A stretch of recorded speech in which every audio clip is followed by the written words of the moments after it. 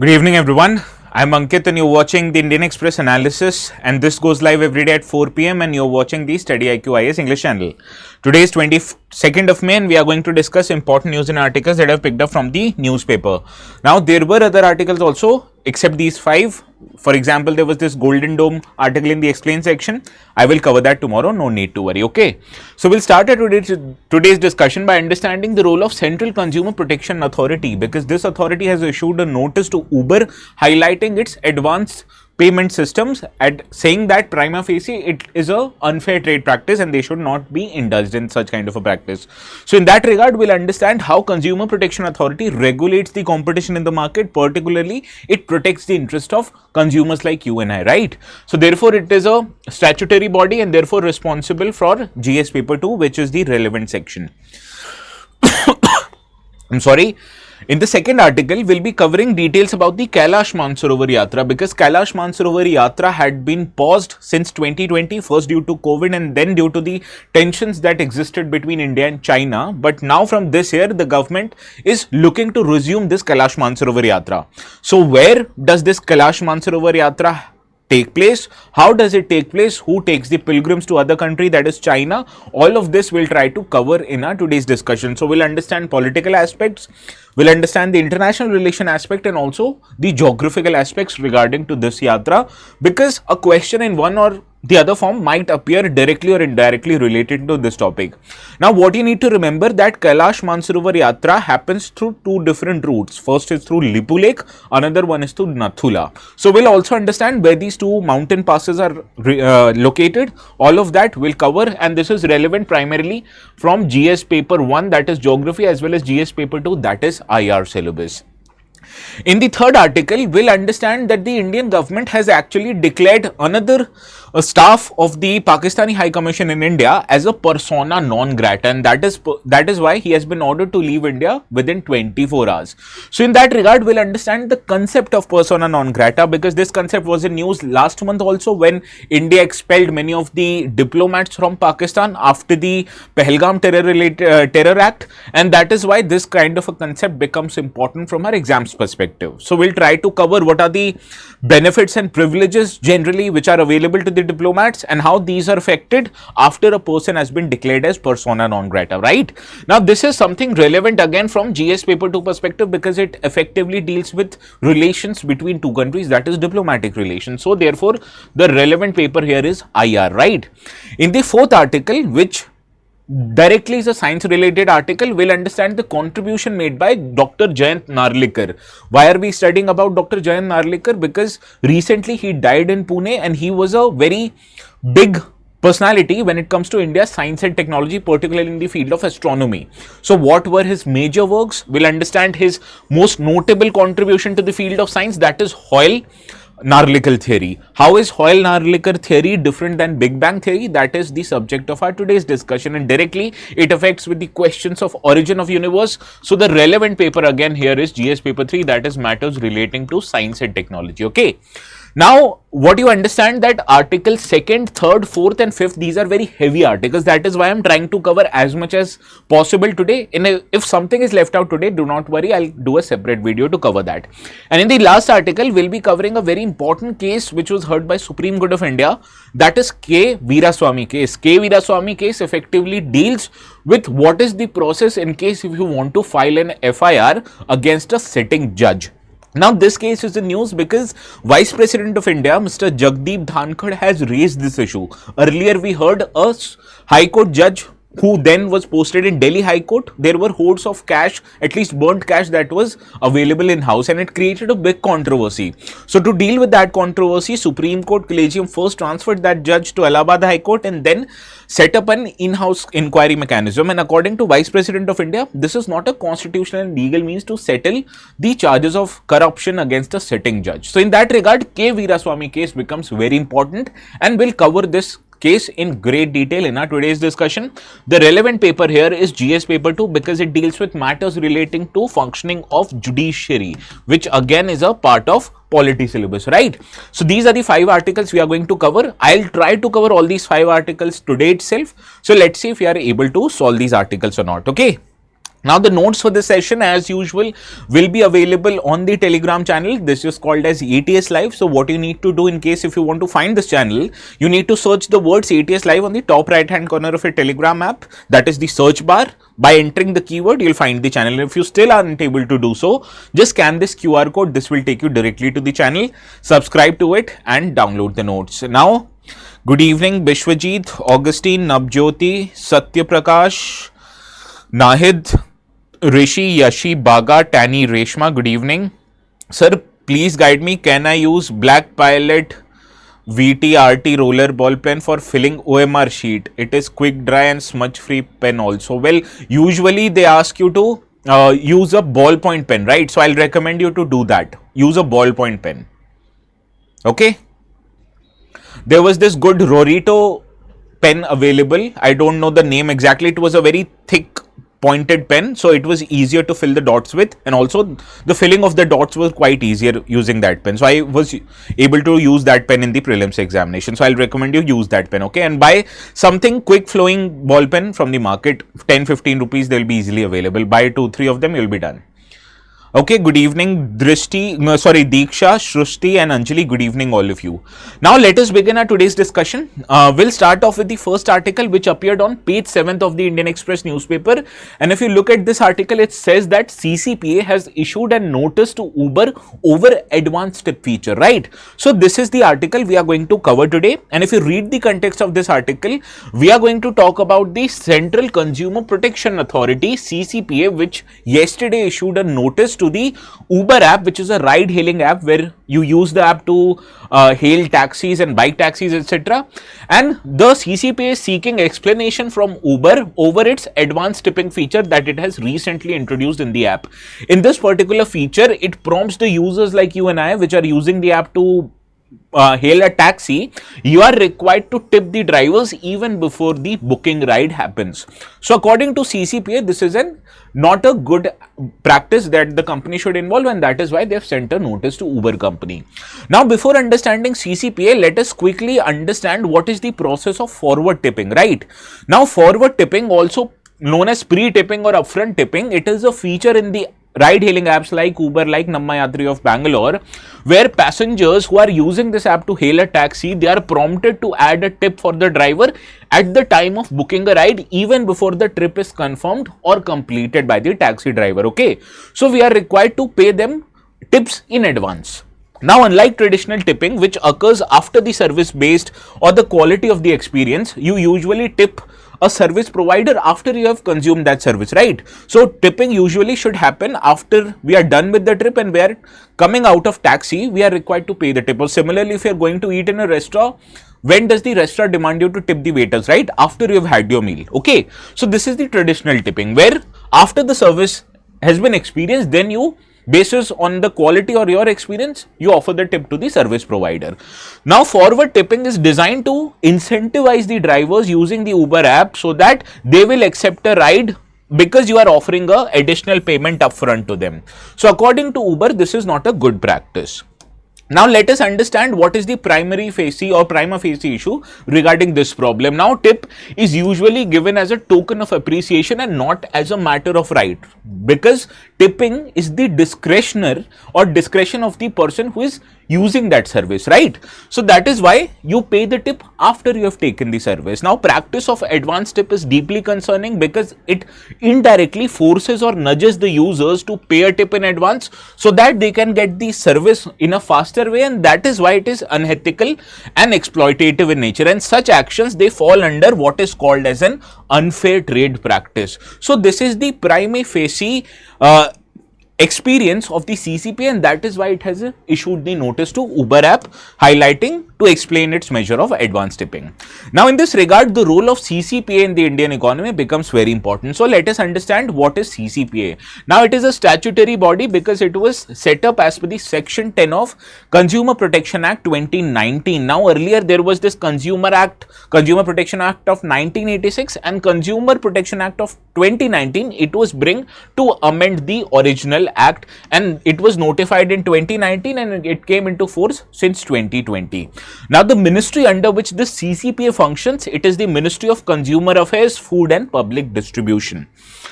Now, what you need to understand is the composition of CCPA. CCPA consists of a chief commissioner who is the head of CCPA, and in addition to that, two other commissioners. Now, what you need to understand, one of the two commissioners, in addition to chief commissioner, they are dealing with goods related issue, whereas the other commissioner handles service related complaints. So that is why it deals with consumer experiences in the matter of transactions that happen in exchange of goods and services. Okay.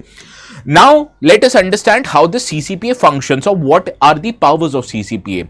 Now, broadly, CCPA protects, promotes and enforces the rights of consumers as a class under the Act. Now, what you need to understand as a class under the Act, that is, it deals with the experience of consumers as a whole. It won't consider what is my experience or what is your experience. Rather, whenever a large section of consumers are facing a bad experience from a service provider or from a goods delivery person, then the CCPA will act. Now, it prevents existing of unfair trade practices and curbs false or misleading advertisements. So you may have heard many instances where coaching companies or coaching institutes, they falsely claim that all the toppers belong to their institute, right? So this is a practice of misleading advertisement, and you have heard many times CCP has even fined many coaching institutes for false and misleading advertisement. Therefore, CCP ensures that no one publishes or disseminates false and misleading advertisements, and it has issued notices to many coaching institutes saying that you can only highlight the names of the toppers who have actually taken class or taken a test series in your institute. You can't just highlight or say that n number of students belong to my institute irrespective of the fact they study in your institute or not, right? So this is how broadly CCPA functions.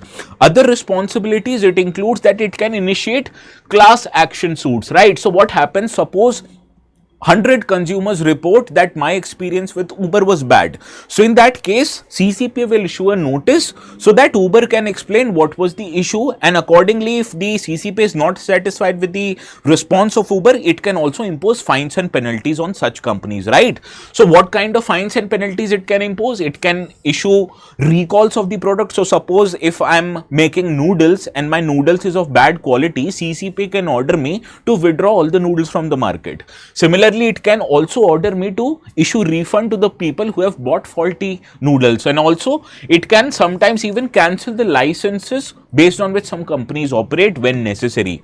Also, CCPA, it conducts inquiries and investigations through its investigation wing, which is headed by a director general, and also it can order discontinuation of unfair practice, that in many cases it has ordered many coaching institutes not to mislead or not to publish misleading advertisement, and it can impose penalty. First instance, it can impose penalty up to 10 lakh rupees and imprisonment up to 2 years of period. And after that, it can, if the company continues with this unfair trade practice, it can impose penalty for up to 5 years of imprisonment and rupees 50 lakh worth of fine.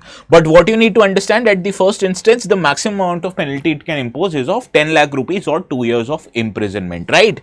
Similarly, it can also enforce consumer welfare measures like require the company to rehabilitate the consumers who have gotten a bad experience of their product, right? So this is how basically CCPA functions. Understood? The composition of CCPA was 1 plus 2, 1 chairperson and 2 members, one of which is relating to goods related delivery and other one is dealing with service related matters. Okay.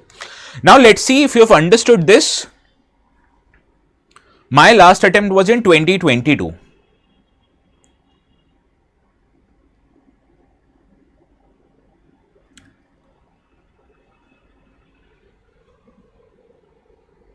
Sir, can gig workers be included in CCPA? Well, gig workers are not the consumers, right? They are actually indirectly an unorganized worker. So no, CCPA does not deal with gig workers.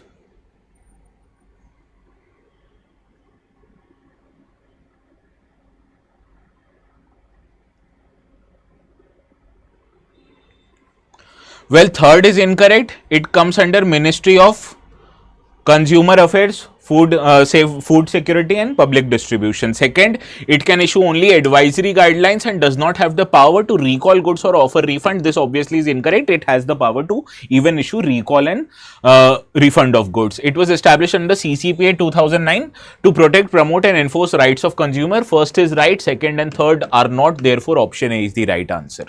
Yes. Rishi, Tani, Bhanu, Yashi, Bishwajit, Reshma, Baga, Pavan, Nabjyoti, Mamta, Diksha, Reshma, all of you are correct. Now moving to the next article, this one is a big article. This appeared on page 8 of the Indian Express newspaper, and it talks about the fact that Mansarovar Yatra is happening after a 6-year period, and based on this, government has picked 750 people who will undertake Yatra in this year, right? Now let us understand the context of our today's discussion. Now last month, if you remember, the government has announced that it will resume Kailash Mansarovar Yatra to China. Now this will be resumed June this year, and for that government on Wednesday moved forward and selected 750 people out of a pool of 5,500 applicants. They have actually filed for this yatra, and out of these 5,500 people, 750 people were picked by the government. How government picks people? I'll tell you that, okay? Now this comes as a part of larger reapproachment that has happened between India and China in recent months. So because of this reapproachment, even China agreed to host the pilgrims who are traveling to Kailash Mansarovar Yatra. So this is the context of our today's discussion. Now let us understand the background of this, why Yatra is happening after 6 years, okay? Now Yatra, it was initially suspended due to the existence of COVID-19 pandemic, right? Because in COVID-19 pandemic, to deal with the spread of pandemic, both India and China imposed lockdowns. So obviously, tourism activities were stopped in both countries.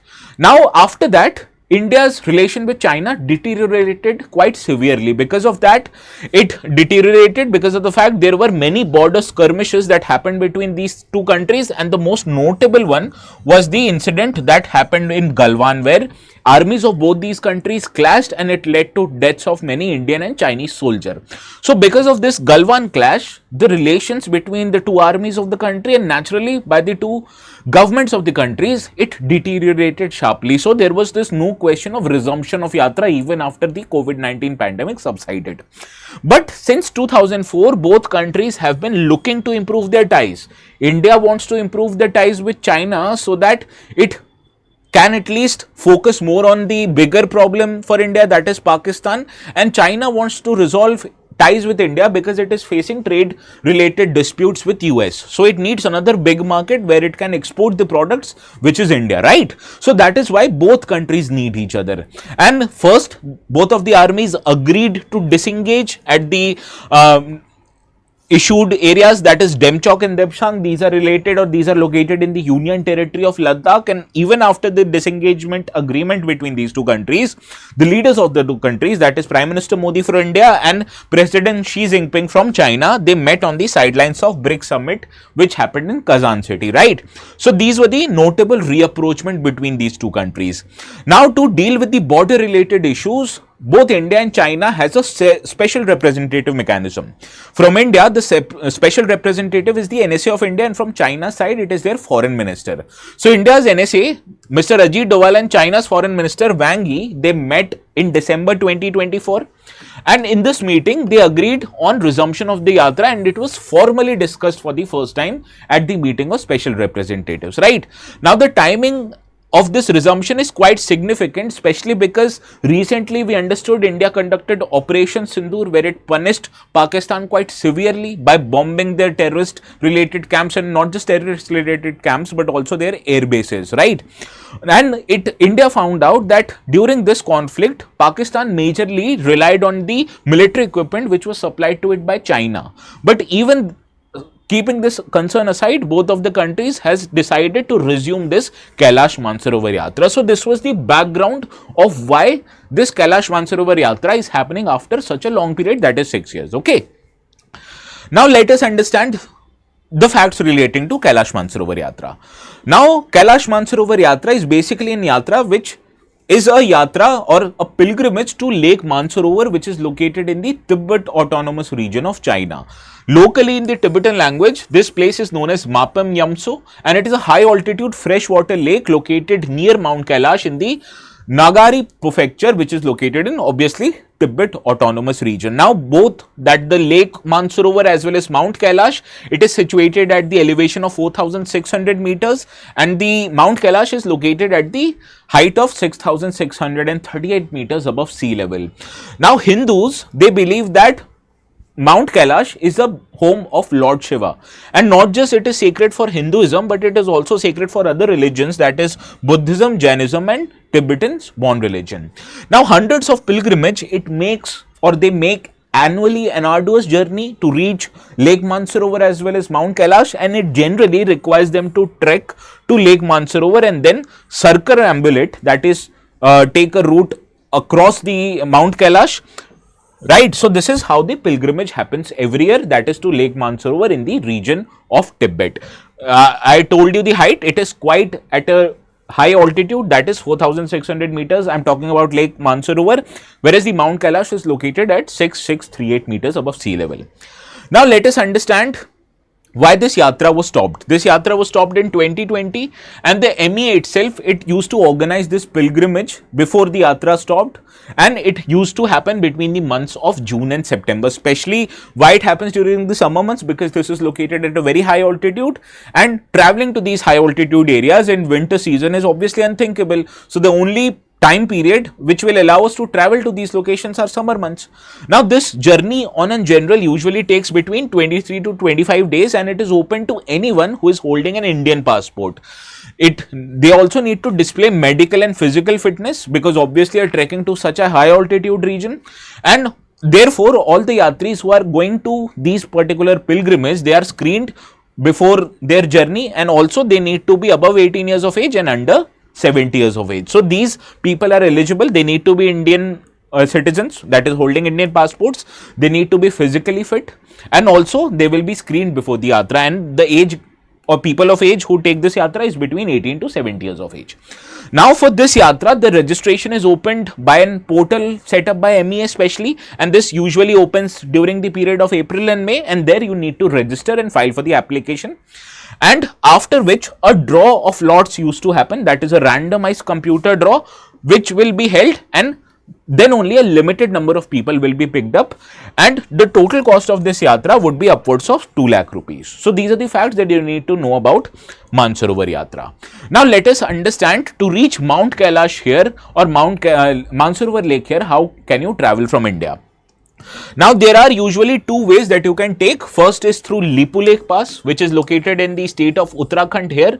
So you can travel from Delhi through Lipu Lake Pass and enter into Tibet Autonomous Region and reach Mount Kailash and Lake Mansarovar here.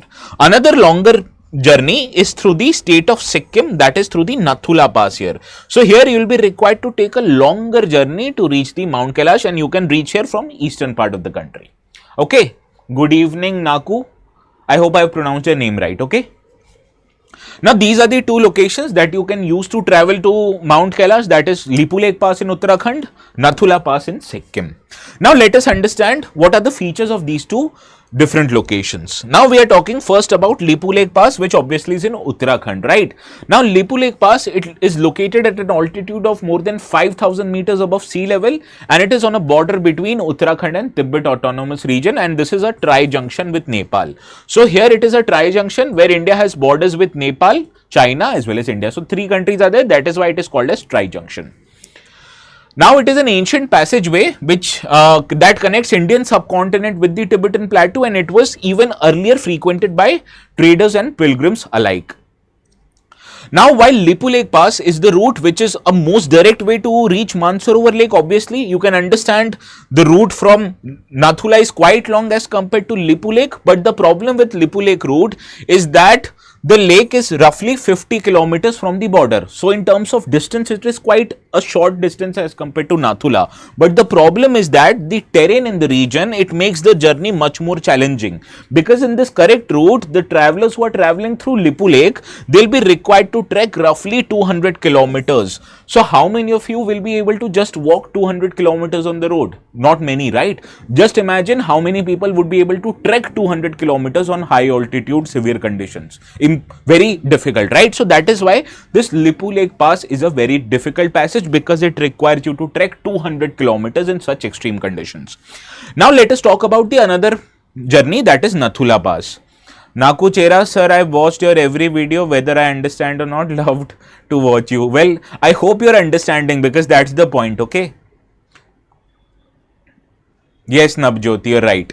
Now, Nathula Pass is pass which lies at an altitude of 4,310 kilometers above sea level. So in terms of altitude, it is at a lower altitude compared to Lipu Lake. Now it is located at the borders between Sikkim and Tibet Autonomous Region, and it is one of the 2 mountain passes in addition to Jelepla that you can use to enter Tibet. But tourists, they usually use Nathula to travel to Kailash Mansarovar. Now the route to Kailash Mansarovar from Nathula is much longer in terms of distance, because earlier in the Lipu Lake it was just 50 kilometers from the border. Here you have to travel 1500 kilometers. But the benefit of this route, it is fully motorable, means the pilgrims, they can travel all the way to the lake using motor vehicles, and they need not trek for so longer distance, and they would need to trek only about 35 to 40 kilometers, which in comparison to the 200 kilometers trek from Lipu Lake, it is quite short, right? Therefore, this route is much desirable when it comes to traveling to Mount Kailash, although quite longer, but it is easier. Now, what you need to understand is that how this Yatra is organized. That is, on Indian side, the logistics are arranged by Kumaon Mandal Vikas Nigam, which is an authority of Uttarakhand government on the Lipu Lake route. And on the Sikkim side, it is organized by Sikkim Tourism Development Corporation, again, a authority related to government of Sikkim. Now, the Tibetan Autonomous Region authorities, they provide accommodation and logistics on the other side of the border. Now, while you are filing for the application, you can actually provide the preference for the route for this registration process, and the routes are assigned to the people based on a computerized draw for the selection of yatris, who are selected through the fair use of random and gender balance selection process, which is also a digital and automated process. There is no involvement of human in selecting the route or selecting the applicants or the people who are actually going to travel from the applicants, right? So this is what is relating to the Mansarovar Yatra. Now let's see if you are able to solve this practice question. Okay.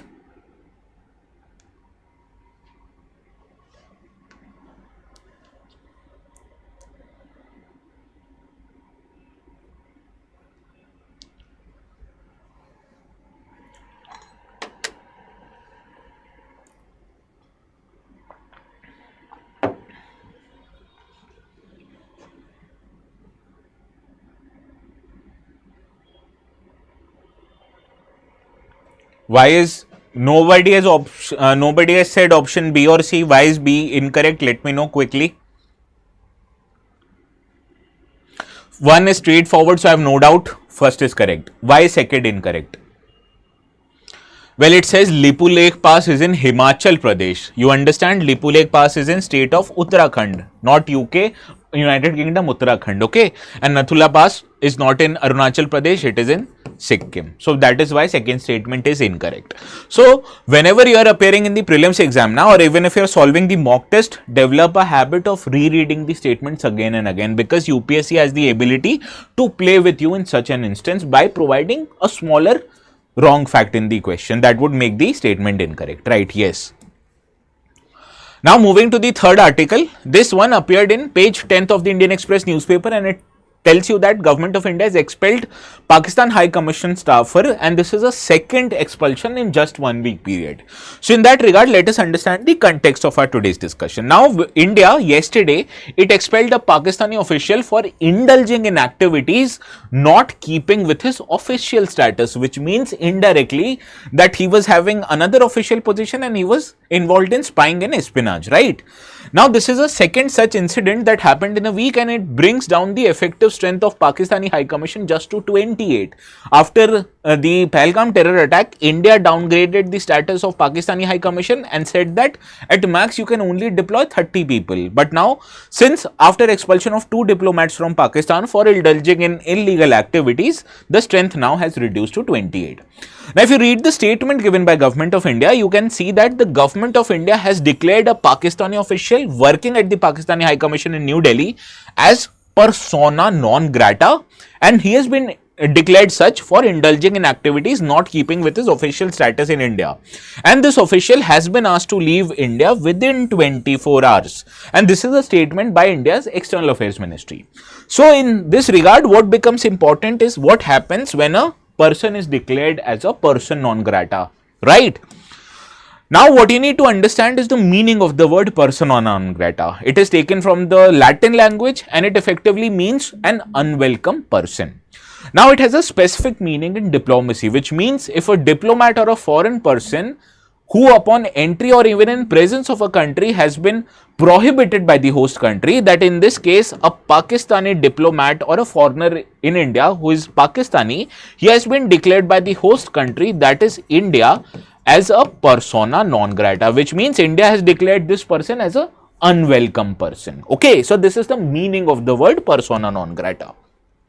Now let us understand the legal sanctity of this word. Now the designation that persona non grata, it received a diplomatic meaning from 1961 Vienna Convention on Diplomatic Relation. Now rights, privileges, what diplomats can do and can't do in your country, that is determined by a convention known as 1961 Convention on Diplomatic Relations. So it lays ground rules for diplomats, how they are be treated in the host country, including the relations as well as the rights and privileges they are entitled to in your host country. And if you look at the Article 9 of this particular convention, it mentions that a country can declare any member of the diplomatic staff as a persona non grata at any time, and even without having to explain their decision. So it is actually the prerogative of the host government, if they not want to host a foreign member in their own country, and they even need not provide a reason for them being declared as a persona non grata. India has actually provided a reason, saying that he was indulging in an activity not in line with his official responsibilities, but even India could not have done that because the Article 9 of the Vienna Convention allows India not even to explain the decision, right? So it is the decision of a host country, that in this case it was India's decision whether it wants to host another foreign diplomat or not. Okay. Now in this regard, before understanding what happens after a person is declared as persona non grata, let us quickly understand how or what are the rights and privileges available to foreign diplomats in your country, right? First of all, if a foreign diplomat is posted in India, they'll be having inviolability of a person. What does inviolability of a person means? That this diplomatic agent will not be arrested in India. It can't be even detained or prosecuted by law enforcement authorities in India except for actions outside their official duties. So for example, if you are actually, I'll tell you this example. Let me give another example. Now, you also have an immunity from local jurisdiction, because the diplomats who are posted in your country, they are generally immune from criminal and civil jurisdiction in the host country, though there are some exceptions that exist. For example, if you're a Pakistani diplomat and you're driving an official diplomatic car in Delhi, and suppose if you decide to jump a traffic signal. So suppose if you're an Indian citizen and if you jump a traffic signal, obviously the fine would be around 5,000 rupees. But a diplomat who's driving an official car of the High Commission or the embassy, he won't be charged with the final penalty even by the traffic police. Why? Because he is immune from local laws and jurisdiction. Understood? Similarly, if you suppose, you say, I'll give you another example. Okay, now also diplomats, in order to do their job effectively, they are having freedom of communication. As these diplomats, they can communicate with their home country and other diplomats freely, including using coded languages and coded messages and using diplomatic pouches. Now, basically a bag is designated as a diplomatic pouch. So whenever a diplomat is traveling through, let's say, Delhi airport, that bag won't be searched by CISF. Similarly, whatever you put inside that bag, be it weapon, be it documents, it can't be looked after by any other person because they have a diplomatic immunity in terms of communication. Similarly, they can send a coded message to their countries in Pakistan, and Indian government officially they can't intercept it. So these are the rights and privileges. Basically, it means that you are not liable to the local laws, and also you have a liable to send coded messages and send diplomatic pouches which won't be searched officially by the home country. Understood? Now, another set of benefits and privileges is that inviolability of premises also exists. For suppose if you are a Pakistani diplomat residing in Pakistani High Commission, or even if you are official homes, right? So the Delhi police or any law enforcement agency in India, they can't enter that particular High Commission or your official residence, because diplomatic premises, including embassy and the diplomatic agents' official residences, they are protected from intrusion or damage by the host country. So any Delhi police or any law enforcement agency, they can't enter foreign embassies and diplomats, because these embassies and diplomats effectively, they are territory not of India but of that particular country. Also, they are provided with tax exemption. So whatever money or whatever income Pakistani diplomats or any diplomats, be it US diplomats, they are earning in India, they are subjected to taxation in US and in Pakistan. They won't be taxed India. Similarly, if they go and buy, suppose, an item from a mall in Delhi, they will be required to pay GST. So there are some tax exemption like income tax that they are not required to pay in India. They'll have to pay that in their own country. Also, they generally have a freedom to move freely and travel freely in anywhere in India where even the citizens can. But they are free to move anywhere in the host country subject to national security regulations. So suppose they can't travel in restricted areas like inner line permit areas, except that they can travel freely in the country. So these are the privileges, rights, etc. These are available to diplomats. So why are there so many conventions in Vienna due to UN? Well, mostly all the multilateral organizations, their headquarters are located in very good picturesque locations. So you'll find in Switzerland, Austria, US, UK, mostly these countries, Belgium, these host the multilateral organizations. They won't set up a office in Delhi or in a hotter places like in Africa, right? They'll usually set up in a good places. Is it necessary to keep the embassy of all countries, even the Pakistani embassy? Yes, at a nominal level, you need to have an embassy. Although you can punish them by allowing them only a small set of diplomats like we have done with Pakistan, but you need to have an embassy. Now let us understand what are the consequences if what happens in case you are declared as persona non grata. Suppose you are declared as persona non grata, then the person concerned usually returns to their home nation, and in case if they fail to do so within a reasonable period of time that the country highlights, the country may refuse to recognize the person as a diplomat, and therefore all the rights and privileges that we discussed in last two slides, these rights and privileges won't be available to that person. So in case if they violated any laws in the country, after the end of this notice period, the host country will be liable to arrest them. So that is why it is a warning. Leave the country now, otherwise I'll arrest you.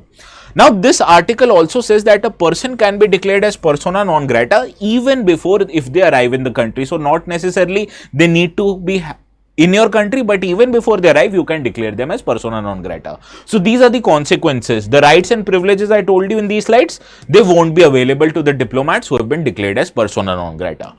Now the next big question is, can only the diplomats be called as persona non grata? We'll discuss this, but let us understand when can you declare a person as persona non grata. Now, if you look at the Vienna Convention, you will find that there are not any fixed rules regarding when can a country declare any person as persona non grata. Therefore, historically, countries have used it to express their discontent with the actions of another nations. So, why did India actually declare these people as persona non grata now? Because India is expressing its discontent with the actions of Pakistan. Because why? Pakistan usually promotes terrorism and perpetrates these terrorist activities in India. Similarly, historical examples are also filled with such instances. For example, during Cold War, both Russia and US, they periodically used to declare each other's diplomat as persona non grata. This also happened recently in cases of China and Canada. First, Canada declared a Chinese diplomat posted in their own country as PNG, and China retaliated with the same. Also, historically, India and Pakistan have also many times declared their following diplomats as persona non grata. So this actually happens. Basically, there are not any rules saying that when you can declare. It is the sole prerogative of the host country when they can declare, and even if they declare, they need not provide any explanation for the same. Now, the question that I told you, can only a diplomat be designated as the PNG? The answer is no. You can even declare a civilian person as a PNG or persona non grata. For example, Hollywood actor Brad Pitt, he does not hold any official diplomatic post in US, right? But even he was declared as persona non grata by China because he starred in a film known as 7 Years in Tibet, and China did not approve this film. So that is why he was declared as persona non grata in 1997, and this ban was only lifted in 2014.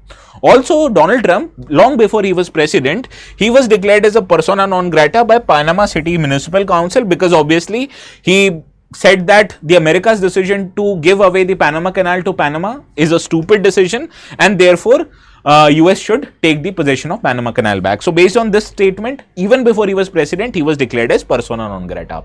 So the basic premise of this discussion is that even civilians who do not hold any official capacity in their respective governments, even they can be declared as persona non grata, and they can be declared even before they arrive in the host country, right?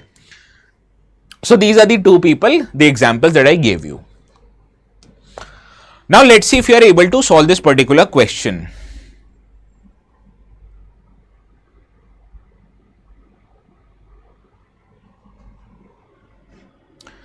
Well, if a diplomat dies in another country, their host country will send the remains back to the original country, right?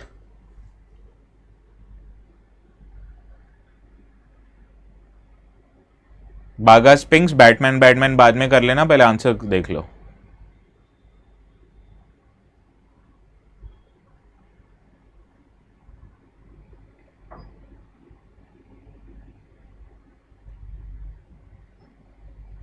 A, D, A, let's see. Persona non grata is a diplomatic term used to declare a foreign diplomat unacceptable and may lead to their expulsion without providing any justification. This is correct. I have told you the host country is not mandatory on the host country to provide any justification.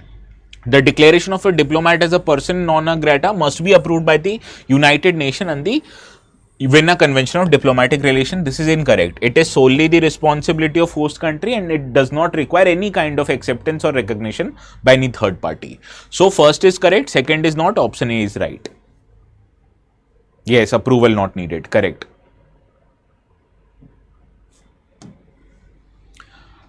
Now relations between India and Pakistan, relations between India and China, that we have dealt some aspects of it in our today's discussion, that is dealt in detail in our IR lectures which we take in the foundation level batches. Right now the admissions of May evening batch is continuing and also we are taking admissions now for May morning batch also. To take admissions in either of these batch, what you need to do is go to our website, create an account here. You can create an account simply by entering your mobile number and then log in using the OTP, right? Now once you are logged in, click on explore courses. When you click on explore courses, this upper tile actually tells you the kind of language you want to take your instruction in. Suppose if you're not comfortable in Hindi or in bilingual language, it is quite understandable. So that here you can choose UPSC English, right? Here the teaching is exclusively provided in English language. So you need not be bothered whether Hindi samajh aayega or nahi, okay?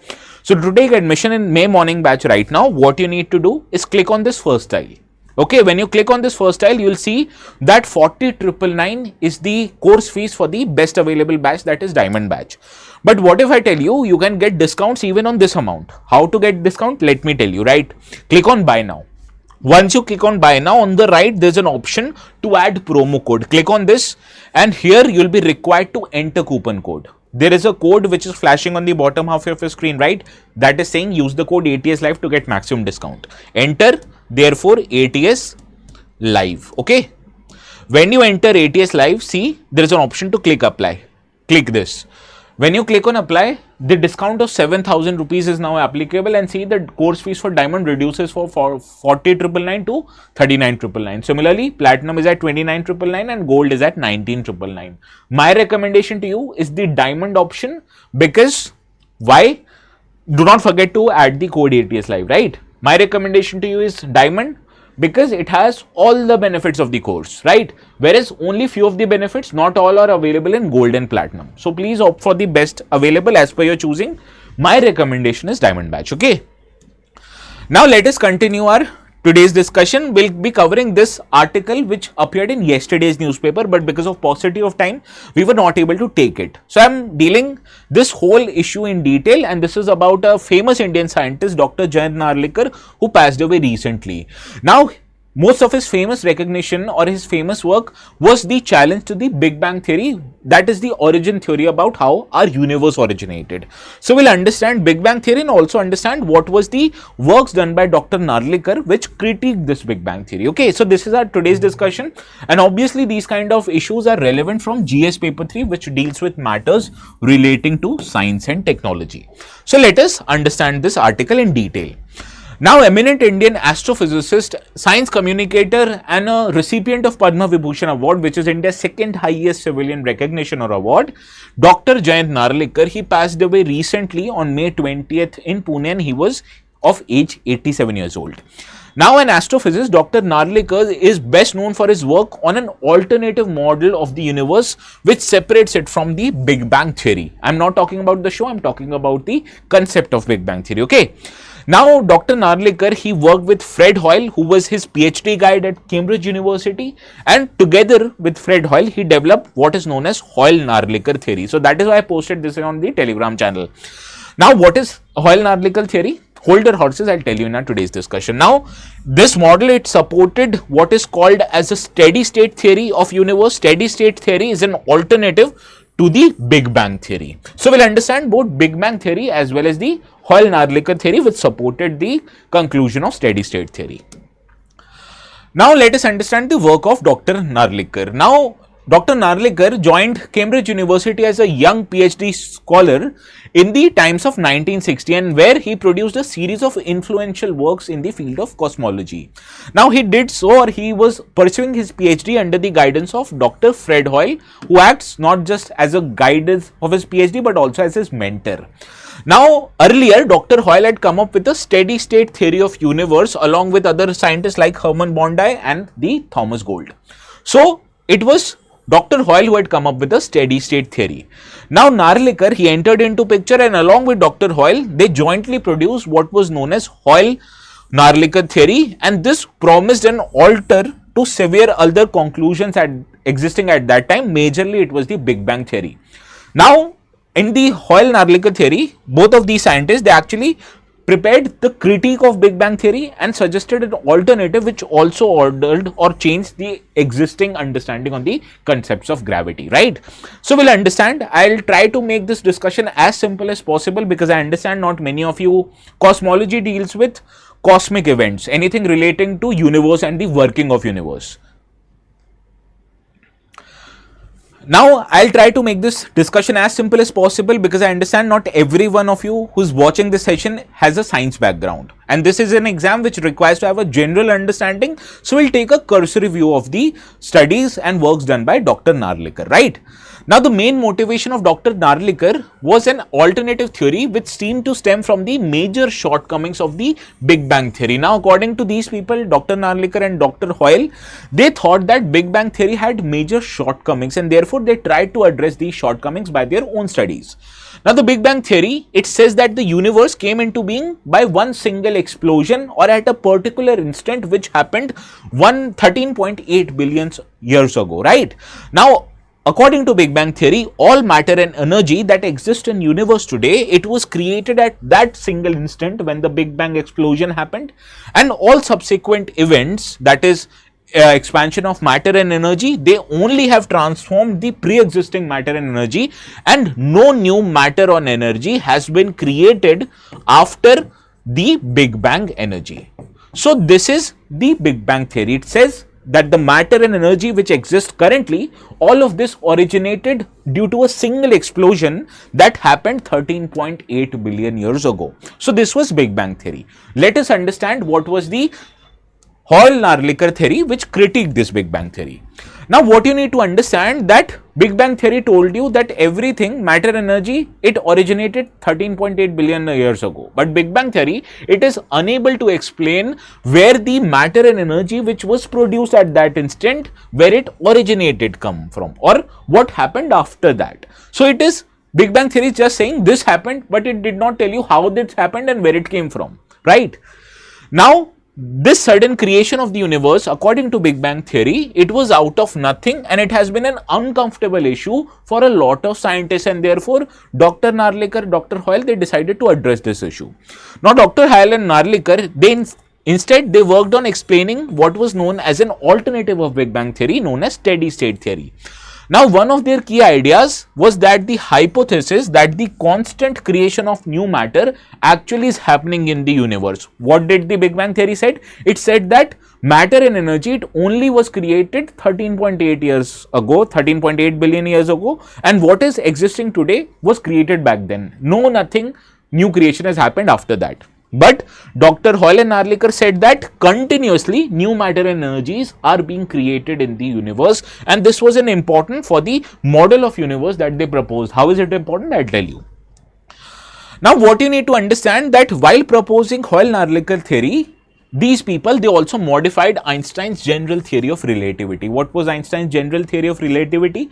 in this general theory of relativity, Einstein said that gravity, it arises out of local curvature of the space-time which happens due to heavy objects. What are these heavy objects? Like sun not just in our solar system but in other solar systems also, as well as black holes. These bodies are so big that they have the ability to curve space and time because of the phenomena known as gravity. So according to general theory of relativity, gravity is arising out of these massive space objects, right? But alternatively, Dr. Hoyle and Narlikar, they propose that gravity at any location, here, at your place, or anywhere in the universe, it can be affected not just by heavy objects, but all the objects that exist in the universe, even irrespective of that fact, whether that object is situated near to you or far away. Understood? So this was the modification of the general theory of relativity of Einstein that was done by Jayant Narlikar. Understood this modification of gravity theory? Any doubt? Ask me right now. So according to Dr. Narlikar and Hoyle, all matter which exists anywhere in the universe, here, at your place or anywhere, it is affecting the gravity that exists in any given place on the universe. So this was the proposal made by Dr. Narlikar and Dr. Hoyle. And why was it important? I'll tell you. Now, whenever you understand any body is expanding, so suppose this strap of the watch is expanding. So whenever I pull this strap, the material is constant. So this will lead to reduction in the density of this strap, right? Now, whenever the weight and ability of the body is stretching, which means the body is becoming less dense, so automatically it will affect the gravity at any location, right? So this is the general understanding of how the gravity works. Gravity is based on the weight and density of a body. So if I change the weight and density of this body, obviously the gravitational force will change accordingly. So to keep gravity unchanged, Hoyle and Narlikar, they introduced a new concept saying that in universe, new matter or creation of matter was a constant state of affair. What was the Big Bang theory? It stated that all the matter and energy which existed in the world, it was only created at one particular moment 13.8 billion years ago. On the other hand, Dr. Narlikar and Hoyle, they are saying that matter and energy, they are being constantly created. And why it is constantly created? Because otherwise, if matter and energy is not created, gravity will keep on changing at a particular instant. So suppose where I am standing here right now, the gravity which is affecting me, it is a constant, right? We understand that. And why it is constant? Because universe, although it is expanding, but when new matter is creating, the density of that universe is not changing. But according to Big Bang theory, all the matter and energy was created at one moment ago and one particular moment, but since then the universe is expanding. So automatically when matter and energy is not being created after that moment, and when the universe is expanding, it will reduce the density. But when you reduce the density, automatically the gravity would also reduce. But we understand this is not happening. So why it is not happening? Because new matter is being created, and this new matter keeps the density at a same level. So the steady state theory, it effectively does not mean that the universe is a steady affair. No, it means that universe is expanding, but what is steady is the density of the universe. So that is why it is called a steady state theory, because universe from our observance appears the same. Why it appears the same despite the fact it is expanding? Because the density of the universe is the same, and this is because of the creation of new matter at all times. So this was Jayant Narlikar theory. Okay.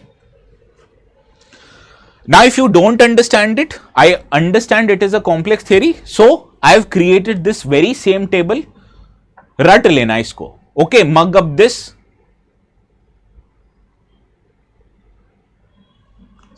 Jai Shri Ram could explain gravity, please. I hope. See, gravity is a force which is experienced by two different objects, right? I don't know if you have understood science or not. G m1 m2 by r square is the formula of gravity. So gravity depends upon mass of one body with another body, and it can affect any two bodies, right? And it is also inversely proportional to the distance of it. I was not trying to go into this because this is not a science lecture, this is a general study lecture. So gravity is not just depending on big objects as Einstein proposed. Gravity can also be affected by this small mobile phone, right? Or even by this AC remote. So basically each and every matter in the universe affects gravity. So this was the conclusion of Dr. Narlikar and Hoyle. And as we currently are experiencing a constant state of gravity, the gravity on me is not changing. And why it is not changing despite the fact universe is expanding? It is because the density of the universe is not changing. So that is what steady state theory explained, which the Big Bang theory couldn't explain. Big Bang theory stated that the matter and energy was created at once, and since then universe is expanding. But if universe is expanding, why isn't gravity changing? So this was completed by Dr. Narlikar and Hoyle. This is a very simple comparison between these two theory. अगर पहले का समझ नहीं आया ना, just mug this up, okay? Now let us understand why did steady state theory declined, okay? Now steady state, any theory which is being published by or proposed by scientists, it can decline after some period of time if the new evidence emerge which does not support that theory. So when new evidences emerged after steady state theory, it actually supported Big Bang theory model better. How it supported Big Bang theory model better? In 1965, scientists discovered an existence of cosmic microwave background radiation. Now this is a microwave radiation that fills the universe, and it is considered to be a remnant of the explosion that happened during the Big Bang energy or Big Bang event. Now, other evidences which also supported Big Bang is distant galaxies which appear younger and more chaotic. And why this is more chaotic? Because in many galaxies the value of gravity is changing. So this actually supports the conclusion of Big Bang theory. What did Jan Narlikar and Dr. Hoyle propose? That gravity is same, right? But when gravity is changing in other universes, not in ours, it means the Big Bang theory was actually more correct. Similarly, work by other famous scientists like Stephen Hawking, who dealt with phenomena like singularity, like event horizon. Singularity is basically the effect that is created by black hole, and the boundary of black hole is called as event horizon, right? So this is all is consistent with Big Bang theory. That is why steady state theory declined, but it does not decline the importance of Dr. Narlikar in contribution to science in general and Indian science in effective. Okay. Now let's see if you are able to solve this 2017 PYQ or not. Well, this is not a science lecture, Ishan, I told you, right? Just remember, they said matters are created constantly. Why created constantly? Not necessary from our exam.